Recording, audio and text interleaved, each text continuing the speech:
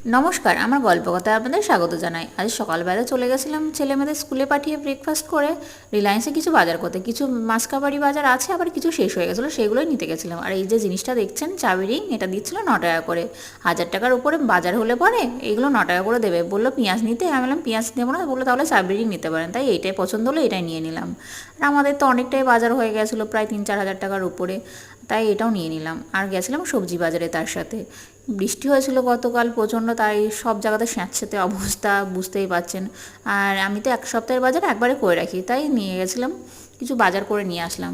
এই বৃষ্টির জন্য কোথায় কখন যেতে পারবো না। আর এই যে দুপুরকার লাঞ্চ থালি নিয়ে হাজির হয়ে গেলাম পুচিরানির। আজকে পুচিরানির লাঞ্চ থালিতে ছিল গরম গরম বেগুনি, পনিরের তরকারি, আলু ভাজা, আর ছিল সবজি দিয়ে মুগের ডাল, ভাত আর টক দই। আর এই যে আমাদের পুচিরানি তো বদমাইশি করতে ব্যস্ত। আর তারপরে এই দেখুন, আমি ভাত নিয়ে বসে পড়েছি। গরম গরম মুগের ডাল, তার সাথে আছে এই যে গন্ধরাজ লেবু, আমার তো ফেভারিট।